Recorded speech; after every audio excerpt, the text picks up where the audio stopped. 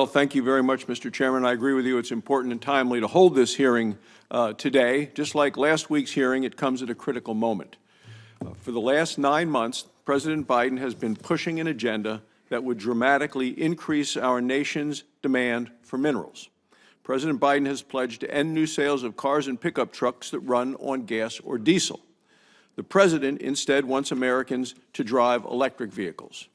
Earlier this year, Mark Mills testified before this committee that, quote, providing the refined minerals needed to fabricate a single electric vehicle battery requires the mining, moving, and processing, he said, of more than 500,000 pounds of materials.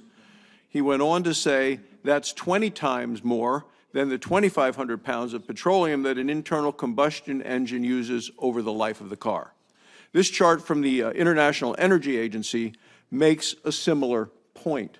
It talks about electric vehicle and how much minerals are needed all the way across, and for the color coding, the blue is copper, you got nickel, manganese, and graphite. The conventional car is just copper and nickel. And that shows the difference in terms of the minerals that are necessary for an electric vehicle and a conventional vehicle. So at the same time President Biden wants to shut down America's natural gas and coal-fired power plants, he wants to do more along this line. The President instead doesn't want coal, doesn't want natural gas. He wants utilities to generate electricity from wind turbines and solar panels. Mark Mills again went on before this very committee and explained, compared with a natural gas power plant, both wind turbines and solar panels require at least 10 times as many total tons of mined, moved, and converted into machines to deliver the same quantity of energy. Again, this is a chart not by me, but by the International Energy Agency, and it makes the similar point. At the top, offshore wind, onshore wind, solar power vehicle, nuclear, coal, and natural gas. And the color coding is how much is copper, how much is zinc, how much is silicon, chromium, all of which shows much fewer need for these minerals in natural gas and coal than we would have in either offshore or inshore, onshore wind, or any of these other sources of power. In light of these goals, you would think that then President Biden and Democrats in Congress would want to make it easier for us to mine here in the United States for these minerals that are necessary to do the sorts of things that the Biden administration's agenda is calling for. But instead, this President and the House Democrats want to make it more difficult to get to these minerals that we need. And they seek to eliminate all mining on federal lands. Well, as the chairman said a little earlier, so many of these minerals, where are they found? On federal lands. Last month, House Democrats advanced partisan budget legislation, their reckless tax and spending spree.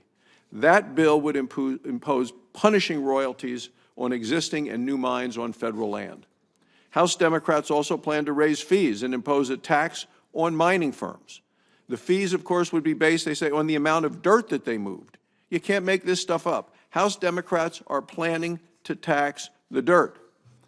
House Democrats also want to repeal the late Senator McCain's bipartisan legislation to provide access to one of the largest copper deposits in North America. This project would alone create 3,700 jobs in Arizona.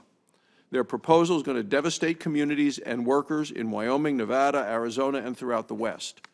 The House Democrats' legislation will also be a giant gift for our adversaries overseas, like China and Russia.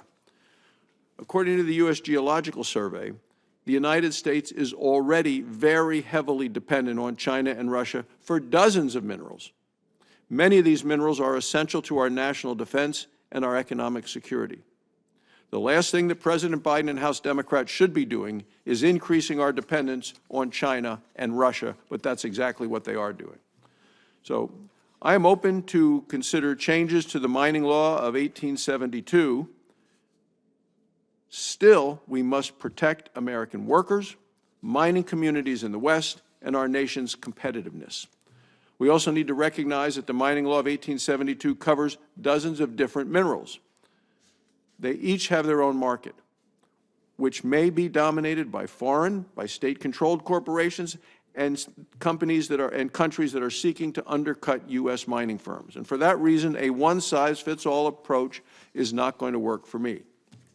We also must not limit our vision to the 1872 Mining Act. For example, Congress needs to enact meaningful permitting reform with fixed deadlines for federal agency action. Finally, I can only support changes if Congress proceeds through regular order and therefore on a broad bipartisan basis. These changes are too consequential for Congress to pursue them through the partisan budget process. Thank you, Mr. Chairman.